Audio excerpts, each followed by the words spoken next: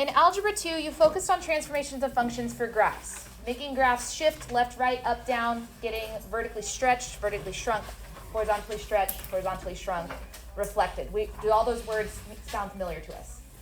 Okay, cool. Those still exist. That's still a thing. But we're going to be focusing not so much on the graph, but on what happens to values in the function when we transform them. This is how AP likes to ask questions. This is also more tied into how SAT would ask questions about transformations of functions. It's going to feel more like transformations when you were in geometry class and did transformations, if you can remember back that far, where we take certain points and transform them across the graph doing different things. But first, let's review the 4 types of transformations that we're going to focus on in this class. Now, there are 4, and if you're like, Miss Quigley, aren't there like 10 transformations? You're right, but we can categorize them into 4 transformations, which is what we're going to do in this class. Our first type of transformation is adding some number at the end of the function. That is called a vertical translation of k units. Now that is exactly like it was in Algebra 2. If you add a number at the end, it's going to move the graph up. Just take every single output and shift it up. And if you subtract a number, like in our example here, it's going to take every single function and shift it down, since we said -2. Does that make sense? Now that is affecting the outputs of the graph, not the inputs of the graph. Hang on to that knowledge for later.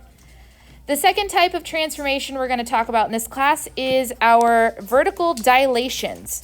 Last year, you would have called these 3 different things: vertical stretch, vertical shrink, and reflection over the x-axis. It is still all of those things. We're going to categorize them not into 3 things, but into mainly 2 things.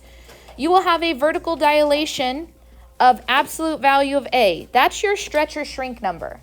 You're going to take the top and bottom of the graph, the outputs, and stretch them or shrink them by whatever number that is. Now we say absolute value of A because if A is less than 0, then that's when you have your reflection over the x-axis. So yes, that's technically a different transformation, but we can categorize it here with our vertical dilations. If the A value is negative, or if the function is negative, it's going to be a flip over the x-axis. Same rules as before. Are we okay so far? Here's where I'm going to have like a record scratch moment happen. When you were in Algebra 2, do y'all remember what it used to say inside the parentheses to make a horizontal translation? You might not, and that's okay. But does anyone remember? It used to say f of x minus h. Now, every textbook and every internet site that you ever go to is going to say f of x minus h. The course description guide for this class says f of x plus h. Weird. Accept it. It's what it's going to be for this class. This is called a horizontal translation. Oops, that's not a highlighter. Horizontal translation of negative h units. So it still works the same, where if you see a minus sign, it's going to the right, and if you see a plus sign, it's going to the left, which is what it was last year. We're just going to start off with a transformation of negative h units so that you plug it into a plus sign. That's different from last year, and it's going to be weird to get used to. I understand that. I was weirded out too. But this function is going to take the input values and shift them left or right. So this is going to affect the x values. The vertical translation affected my outputs, or my y's. A horizontal translation is going to affect the x values, or the input values.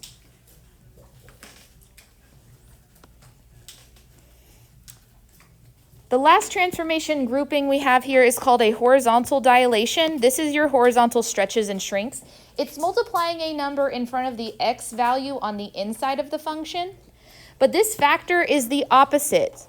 Kind of like how h goes the opposite way than you think, the b value is actually a dilation by its reciprocal, 1 over b. Similarly to vertical dilations, if that number is negative, then that's when you have a reflection over the y-axis. So there's 3 transformations from last year, you would have called them 3 different things, contained within horizontal dilation. Your horizontal stretch and shrink, and your reflection over the y-axis. Now here's an acronym you probably would have used last year to talk about these 2 transformations. Horizontal transformations occur inside the function, and they go the opposite direction than you think. Meaning, you are using minus h, the opposite of what you see, and you are using 1 over b, the opposite or reciprocal. It's not the opposite, okay? It's not the opposite. It's a reciprocal. The reciprocal of what you see. So when you have a horizontal transformation, it does cause you to pause a little bit to make sure you're using the right number. The vertical transformation is really easy. If it goes up, they go up. If it goes down, it goes down. Big numbers stretch, small numbers shrink. Horizontals are the opposites. Now, one more thing I want you to write down on here just for later because I think it would be helpful. I grouped these in a specific way. These two transformations right here are both vertical, yeah? They affect the outputs or the range of my graph. So when we are transforming the range of our graph later today, we are talking about using these transformations to transform the range. Moving the graph completely up and down or stretching it out or shrinking it down. These two occur inside the function. These will affect the domain. They're my horizontal transformations affecting the x values that I use. So when we talk again about changing anything with the x values, your domains, your values where things are increasing, decreasing, or concave up, concave down, answers we normally answer with x's, we're going to have to apply these transformations from the domain section, not the range section. So to kind of put it all together to see what you might see, I have a whole function written here. Here's some of the shorthand I'm going to be using today, or for this lesson. This one right here, if we highlight it the same color, that is our vertical translation, VT for vertical translation. We have our A in the front. That is our vertical reflections and our vertical dilation. By vertical reflection, I mean reflection over the x-axis because it's flipping vertically. That's why it's grouped with the vertical ones. Is that okay with everybody? VR for reflection over the x-axis, VD for vertical dilation. Then we have our plus h in the center. Remember, plus h is a transformation by negative h, but that is our horizontal translation, HT. And then we have B in the front here, which is our horizontal reflection and our horizontal dilation. So we do still have all 10 transformations you talked about in Algebra 2. We're just condensing them down really to 4, 6 if you count the reflections as being different, and I am going to. In my head, it makes sense to separate them. What we're going to do now, leaving the graphs for a second, we're going to read a graph, is we're going to transform points, intervals, and different characteristics of this graph using the transformations from the first page. So first things first, before we do any sort of transformations, anytime we're given a graph, it's good to always just check in with yourself to make sure you know the domain and range of the graph. Just good habit. Remember, the domain is the values of x that the function is allowed to use. So this function that is bounded or has restrictions on both sides, has endpoints. Where does it start on the x-axis? -5. Where does it end on the x-axis? 5. That's the domain of this particular function. Now, most functions have a domain of all real numbers. This one we've chopped off, given it endpoints, so it does not. It also does not have a range of all real numbers because there is a highest and a lowest part of this graph. What is the lowest part of this graph? And what's the highest part of this graph? Fabulous. Okay, so we've got domain and range. It's the locations on the graph that we can place the function and know that it's in the right spot. Now, we are going to transform this function.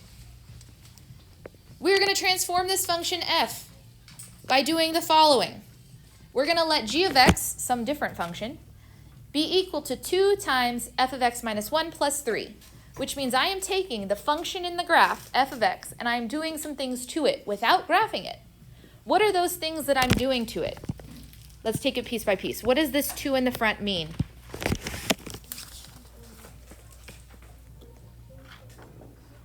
It's a vertical dilation, yeah? By how much? So we're going to be multiplying all of our outputs by 2 because it's a vertical dilation by 2. What does this one tell me to do? Yeah, horizontal translation. And since I see a -1, it is a transformation by negative h, which means this is actually a horizontal translation of +1. And again, that's going to be weird because it's just different enough from what we learned in Algebra 2 with the -h and +h situation. We just have to be careful on those. And then the last part right here, what is this plus 3 telling me to do to the f of x function? Plus 3, yeah? All right, so we have the transformations we're applying to the function to create g. We are not graphing g. We're just talking about g without having to visualize it. So what we're going to do is we're going to find the domain and range of g.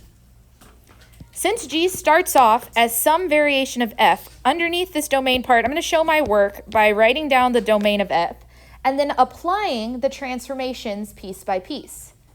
The only transformation up there that affects the domain is the horizontal ones, which means I want to apply a horizontal translation of plus 1 to all of these numbers in the domain. Negative 5 plus 1 is what? Negative 4. And 5 plus 1 is what?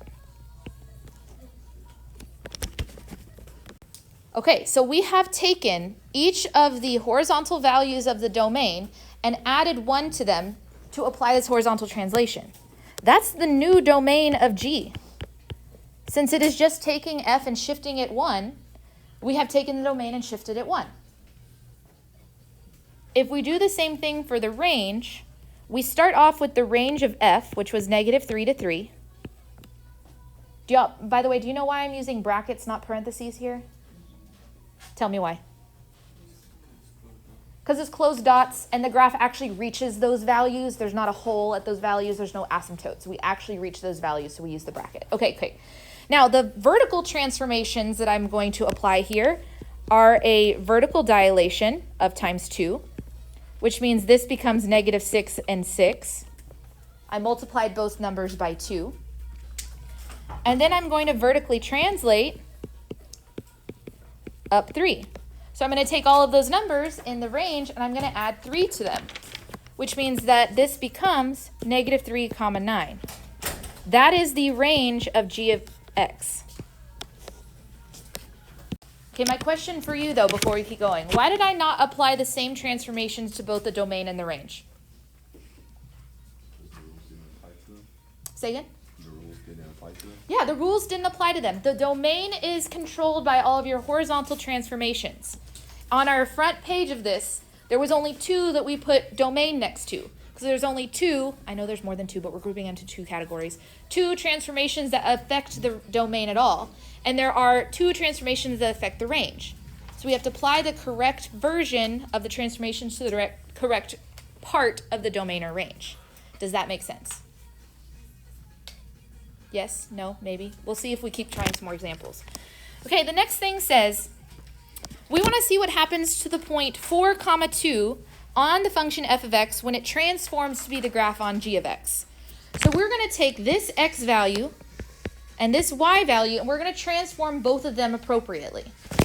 So again, let's start with the regular f of x point, which is 4 comma 2, and let's start with the horizontal translation. If I do the horizontal translation of plus 1, am I going to add 1 to both 4 and 2? Why not? Or let me rephrase. Which one are we going to add 1 to? The x or the y? Why the x? Yeah, it's horizontal. Horizontal transformations affect the inputs of the graph, or the x's of the graph. So I just add 1 to the 4, not also the 2. Remember, we're not talking domain anymore. We're talking about a coordinate point, x comma y. Okay, but I need to apply all the transformations to this point, which means I'm also going to do my vertical dilation of times 2, making this 5 comma 4. Where'd the 4 come from? 2 times 2, but not 5 times 2, because vertical dilations only affect the outputs. And then I'm going to apply my vertical translation of plus 3, again, only to the vertical coordinate point. This would be 5 comma 7. And voila, we have transformed that coordinate point by the 3 transformations of the function g of x to a new point. This looks a lot more like probably what you did with transformations in geometry as opposed to transformations in algebra 2, where you take coordinate points and you do different things to move them around the graph. That's essentially what we're doing. Yes? Okay, next question. There's just like a lot of questions we can ask. They're all different types of questions throughout the notes today, so we'll just have to keep categorizing them by what we're doing. The next function says find g of 0. When you have a number plugged into a function, what is it telling you to do with that number? We're overthinking it. Yeah, okay, good. Put it in for the x. So if I do that, okay, here's what I know. I know if I'm going to find g of 0, and the only thing I have defined for g is the transformation 2 times f of x minus 1, but instead of x, I'm going to put 0. I am asking you to find 2 times f of 0 minus 1 plus 3. Let's start simplifying. I see in those parentheses where the function is being evaluated, I can subtract those numbers. This is -1. And then I'm kind of stuck because I don't actually have an equation for f to plug the number -1 into. What am I given in this entire page about f? Look at the top of the page. What am I given? A graph, right?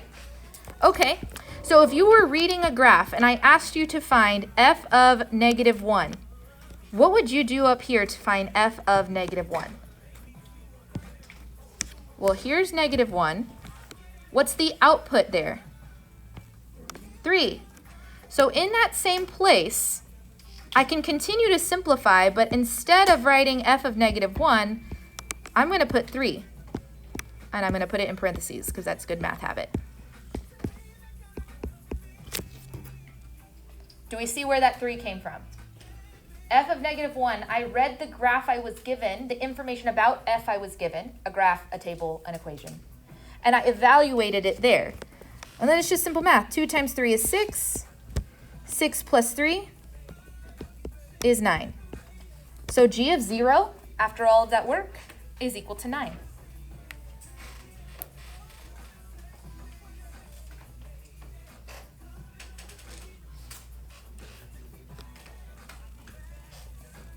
Next question says, how many solutions does the equation g of x equal to 0 have? Not what are they, we will eventually get to what are they, but how many does it have? Again, I'm going to use what they gave me, and I'm going to say, okay, well, here's what I know about g of x. I know that g of x is equal to 2 times f of x plus, oh no, f of x minus 1, my bad, plus 3. And I want to see what happens when we set that equal to 0. I need to solve for x. X is tucked in there. So we got to do a little bit of work to make that happen.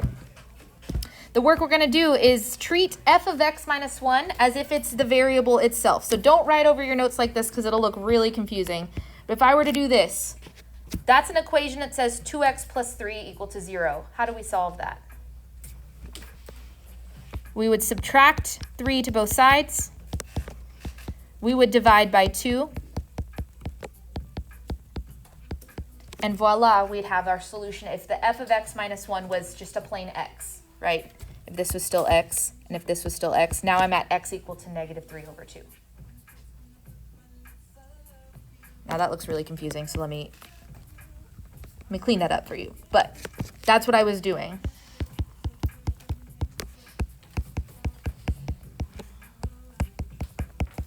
Okay. Now we're at the point where we need to figure out what f of x minus 1 is equal to -3/2. We are trying to see when this function that we have on our graph would be equal to -3/2. So let me take this number and let's look on the graph. If we plot a horizontal line at -3/2, which is -1.5, we'd have a horizontal line like right here. Do you agree? That's -1.5. How many times does that line cross the function f of x? One time, yeah? Right here? Solutions are where things cross. So how many solutions am I going to have for this transformation to be equal to 0? I'm only going to have one opportunity for that to happen.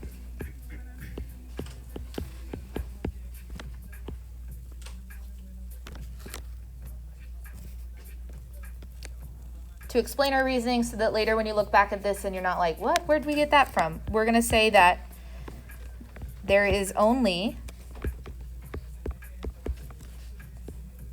one intersection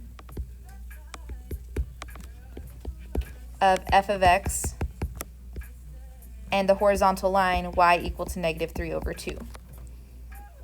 Now, I didn't ask you what it was because for this particular graph, it would be some decimal that we can't estimate on this graph. The next time we do an example, we will actually find the solution. But once we get here where we have f of something equal to some number, we're referring back to the graph chart table, whatever we're given for f of x to find that value.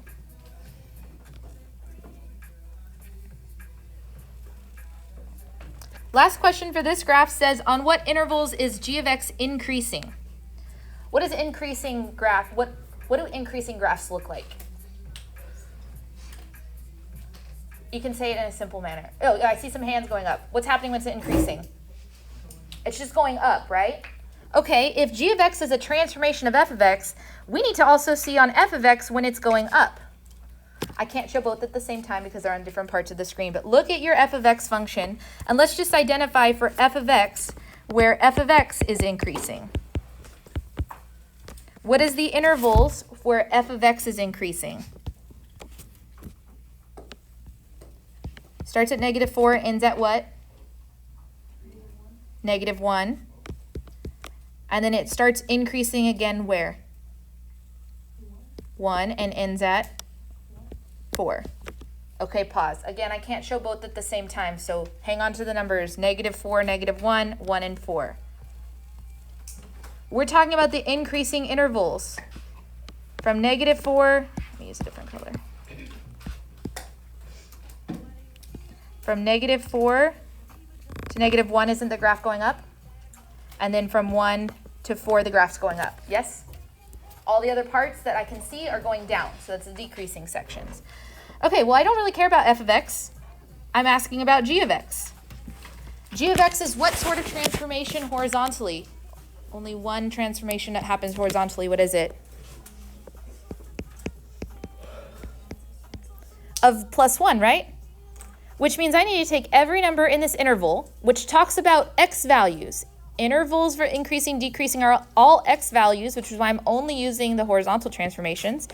So I can write that g of x is increasing on the interval from negative 3 to 0 and from 2 to 5. Each of those numbers gets increased by 1.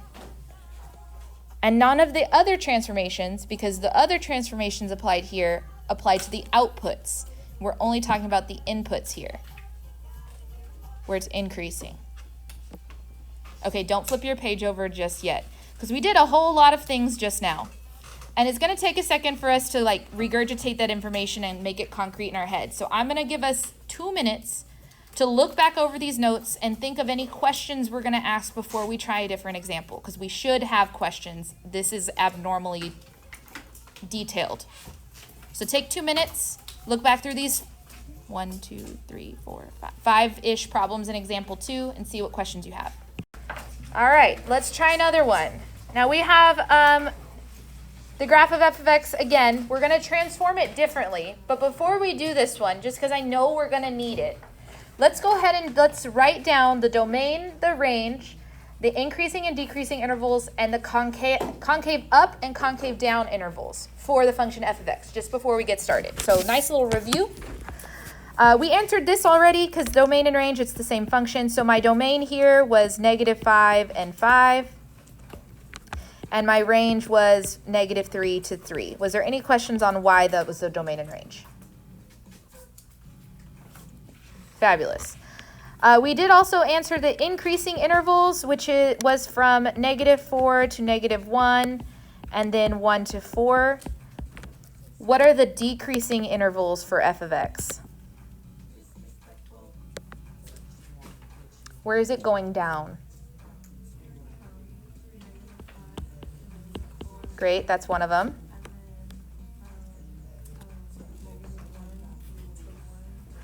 Great, negative 1 to 1, and then there's one more actually, and then 4 to 5. Nice. We've covered the entire domain from negative 5 to 5 with no breaks because it's either increasing or decreasing. There's no constant sections here.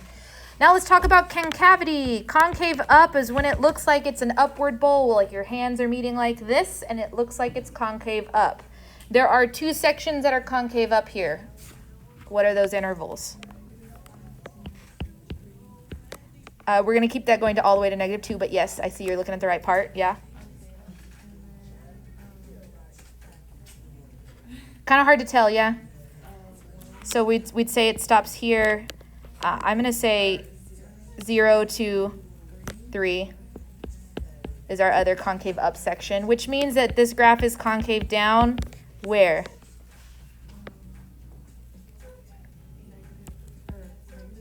Okay, great.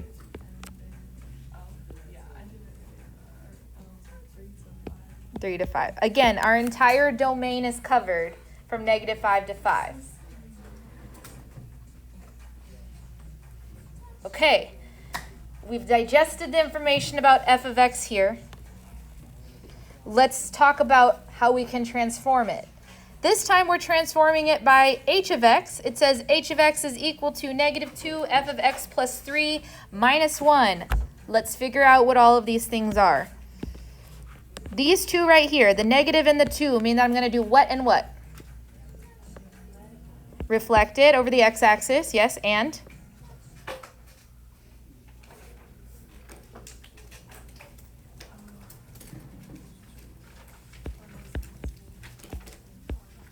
Ooh, it's still vertical. It's a vertical dilation. It would be a vertical stretch by the words you used last year in Algebra 2, but vertical dilation times 2. Okay, then we have this number inside. Horizontal for sure because it's inside. Is it a translation or a dilation? Translation. And is it going to be -3 or +3? Fabulous. Okay, great. And then we have the very last thing over here, this -1. What is that called? -1 or +1? Great. Okay, so we've realized what we're doing. We're taking the graph of f of x. We're applying these 4 transformations to it. So we need to know the domain and range and a whole bunch of information about h. Okay. If we start with the domain that we originally started with, which was -5 and 5, and we apply all of the horizontal transformations, which is really just one of them, it's this horizontal translation of -3. That means I'm going to take both of these numbers and subtract 3 from them. I'm shifting the graph to the left, to the right, nope, to the left 3 units. Trust yourself, Miss Quigley. So that the new domain is -8 to 2. Do we accept? We've taken those values and we've shifted them to the left. For the range, we're going to apply 3 transformations, actually. Those 3 transformations will look like the following. We will have, from -3 to 3, we're going to vertically reflect. Remember, that's a vertical reflection over the x-axis, which just means I'm going to switch the numbers and switch the signs. This becomes -3 and 3. It looks like I did nothing, but that's because these numbers are the same. I technically made this +3 negative and this -3 positive. But you can't actually leave it just by switching it because this doesn't make sense. This is trying to tell me that 3 is less than -3. Is that true? No, intervals have to go in the correct order from least to greatest. So not only do we flip them, we change the numbers, the placement, because we have to keep it going from least to greatest. So again, it looks like I did nothing here, but that's just because the numbers -3 and 3 are opposites. Okay, that's one of the vertical transformations. Then we have a vertical dilation times 2, which changes these to -6 and 6, times 2 for both of them.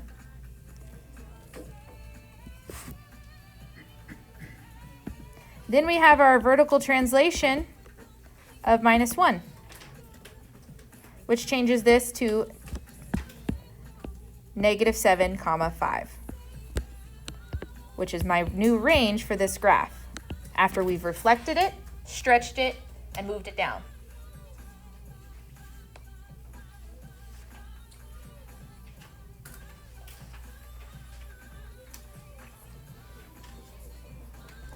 Do we feel okay? Okay. Part B says, on what intervals is the graph of h concave up? Ooh, aren't you glad we already had discussed when f of x is concave up and concave down? Here's the thing though.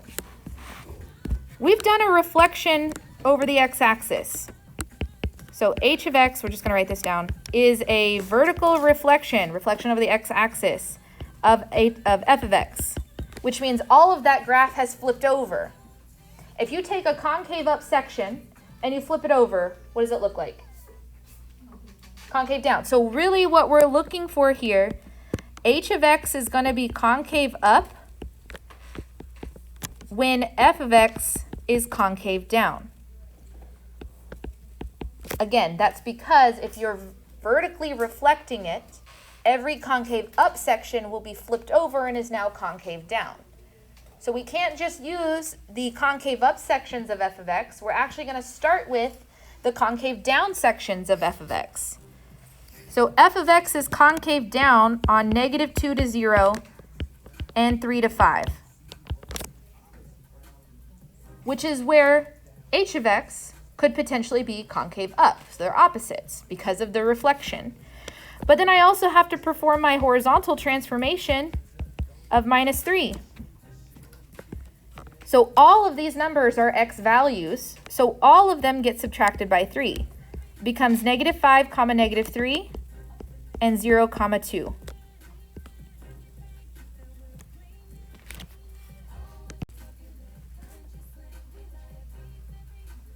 The same thought process.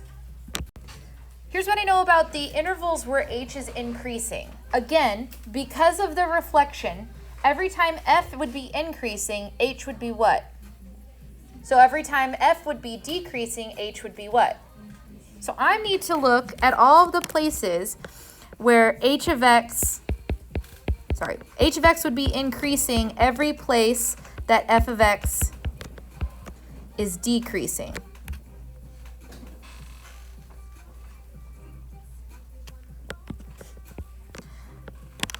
So here are the places where f of x is decreasing. Glad we looked at that earlier. It was decreasing from -5 to -4, -1 to 1, or 4 to 5. But we've taken this and we've horizontally moved it. So again, we have to apply that horizontal transformation of -3, the translation. So every single number gets subtracted 3. Now, here's a good question. I have yet to use any of the vertical transformations on the questions B or C. Why? When we're talking about intervals where the graph is increasing, decreasing, what kind of numbers are you using? Are you using x numbers or y numbers? X numbers. So we only need to use the x transformations, which are the horizontal transformations. This should be -8, -7, or -4, -2, or 1, 2.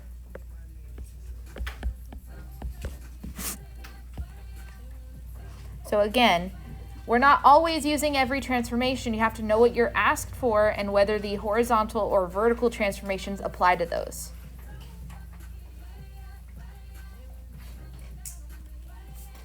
Okay, this next question is similar to one that we only partially answered on the first question. The first question we did said how many solutions to the function. This one says what are they? This is going to be a lot like some of the questions you'll be asked on your homework, so tune up your ears for this one. It says find any solutions to the equation h of x equal to 5. Now we're not finding zeros here, we're just finding solutions to the equation. Here's what I know. I know that h of x is equal to -2 times f of x plus 3 minus 1, and we're trying to figure out when is that equal to 5. Again, solving this as if the entire f of x plus 3 part of this was a single variable, so we're isolating the f of x, I would add 1 to both sides, and then I would divide by 2. Divide by -2. At this point last time, we just looked at the graph to see how many times a horizontal line at it was -3/2 would cross. This time we're actually wanting to solve this.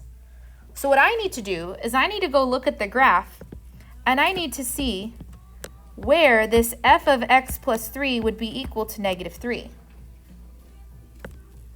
If I scroll up to do that, And I do realize that the title graph of f of x is right over the -1. I'm sorry, -3. I know my words. -3 would be about right here. When does that happen? At -4. When x was equal to -4, f of x is equal to -3. What that means for me is I can take the x from f of x, which is in fact x plus 3, so the input of f of x, and I can set it equal to that input value where that occurred. Because if there was a -4 right here, f of -4 based on your graph, f of -4 is -3. So that means this has to be equal to -4 from my graph. Well, that's way easy to solve. We just subtract 3 on both sides. That means x is equal to -7.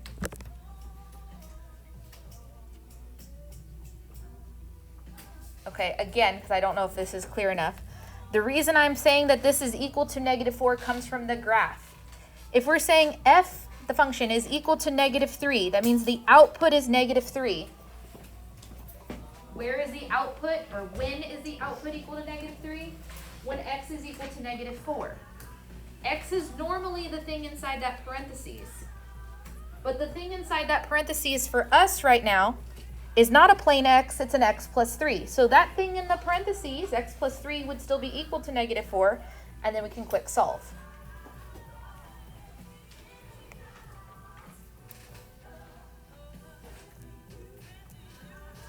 Questions, comments, concerns?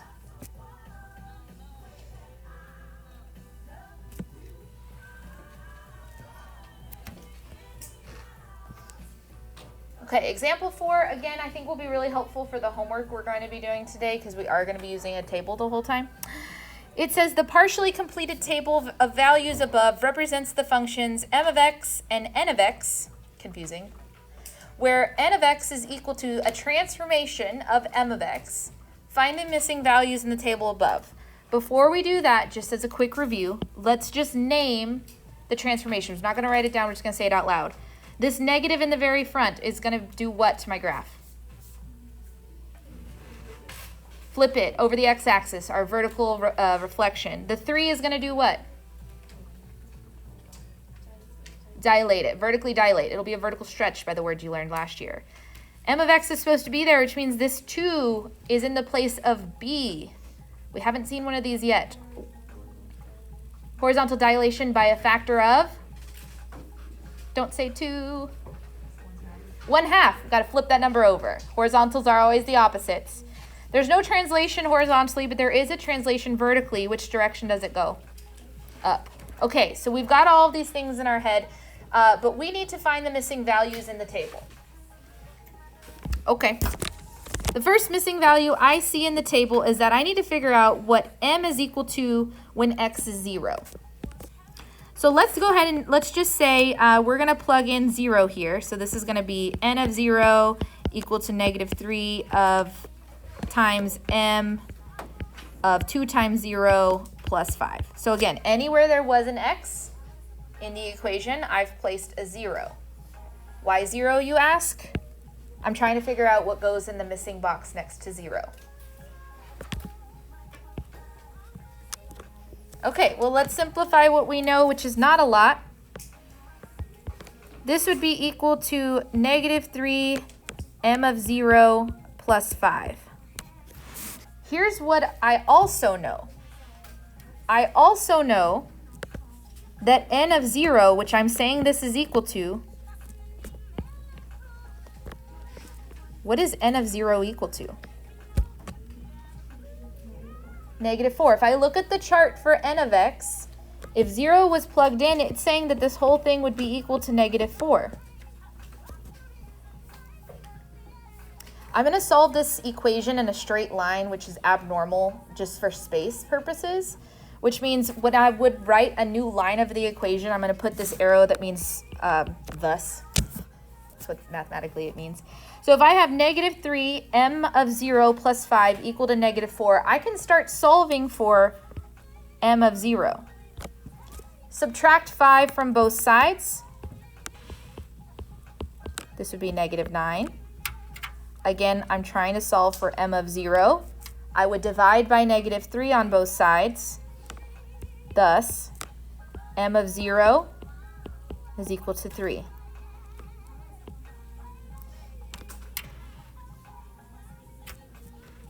So what I've learned here is that the missing number in this very first box should be the number 3. Pause for a second. What did we do on this problem? I'm trying to figure out what would go in this box, which means I know my input value should be 0. So I put a 0 here and here, because that's where the input values go. And I just simplified as much as possible, which was really only simplifying this. 2 times 0 is still 0. I then realized that I have a value for n of 0. It's -4. Here, let me highlight that so we can see that. This came from the table. At this point, I'm just solving for this. And normally when we solve like this. But for space, because I didn't give you enough room, we're solving sideways. So we put the little thus symbol there. Thus, if we subtract 5 from both sides and then divide by 3, we get that m of 0 is equal to 3, and that's what I can put in the box.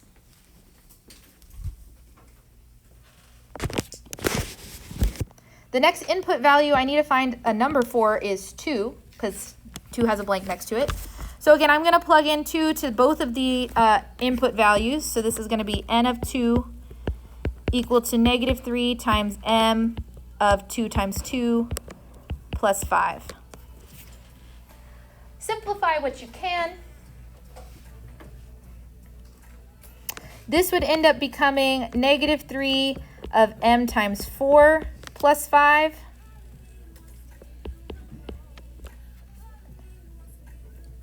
Now, a second ago, I substituted something in from the table. So in my hopes, I'd go look at where n of x or n of 4 is, but do I have a value for n of 4? No, so I got to do something else. But I also realize it says m of 4.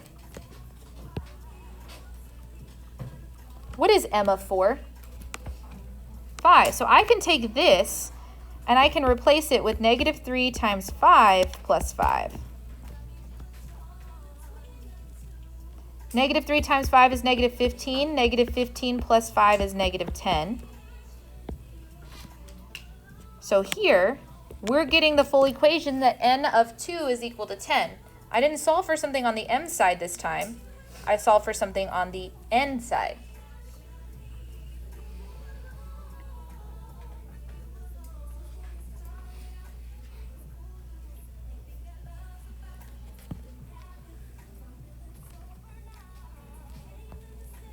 Let me give you a training wheels problem, which means I want you to do n of 4.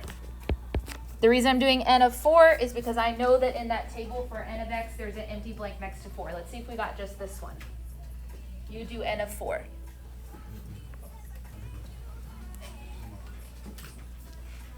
Plug in a 4 both places, see what you find out about this equation, and then keep solving. Yeah, thank you for that typo. I promise I can math. This is not 10. This is -10. Come on. Not even a Monday. It's a whole Tuesday. Okay, that looks better. Now I'll stop talking. You go try the n of 4.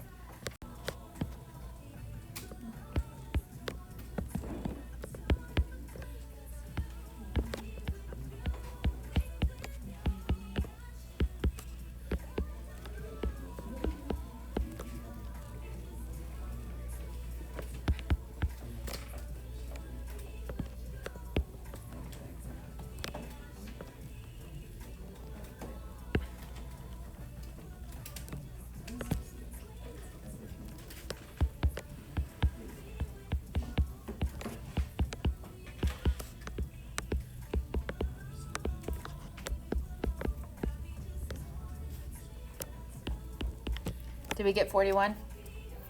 Okay, cool. If we didn't, ask a, yes.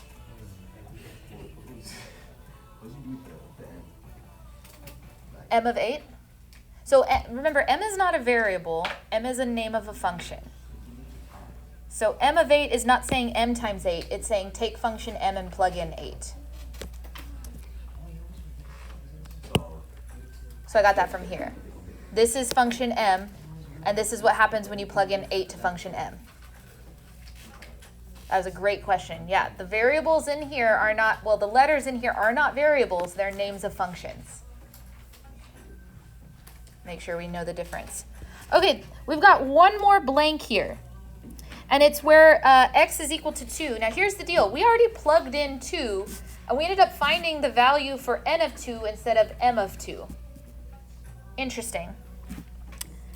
What number could I plug in so that this part would be 2? Because I want to figure out where m of 2 is. What number do I have to plug in here for x to make this m of 2?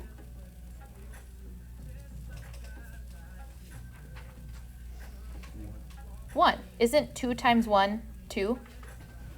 Okay, so here we go. Let's plug in 1 and hope that we get some answers.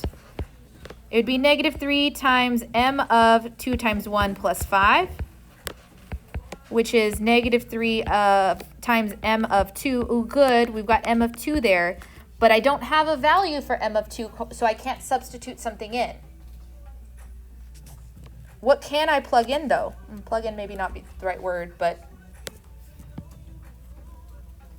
look at the first example. When we didn't have a value for m of 0, what did we set it equal to? This negative 4. Where'd the negative 4 come from?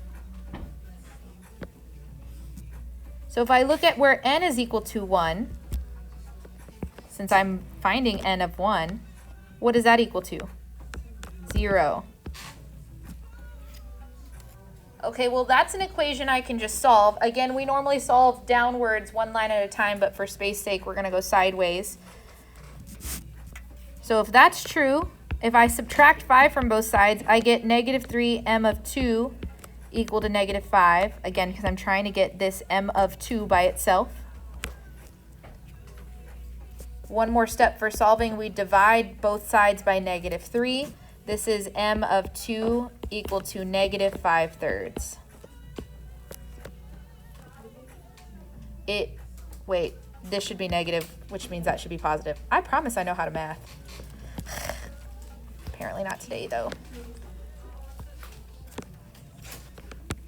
So this is 5/3.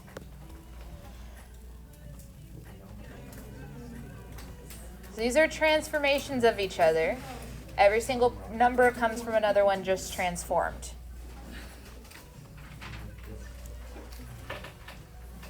Now here's the deal. This has been some really long, really tedious notes, and look how many pages we have left. Don't love that for us. So we're going to do something a little bit different today. You'll notice that your homework assignment only has 12 questions on it. Yes? Because it's only part of your homework assignment. The other part of your homework assignment is to finish the notes on your own and come with questions. I don't expect you to be able to know how to do every problem in these notes without asking questions because I'm not here to answer them. So I'm going to press a few buttons on my computer and the teacher key and color code is going to pop up for you on Google Classroom. Your job, part 1 of your homework, finish taking notes. As you're taking notes, you're going to steal a couple of my Post-it notes and you're going to write down your questions as we go. The first thing we're going to do next class is not just ask homework questions, but ask note questions. I expect you to bring questions. Yes?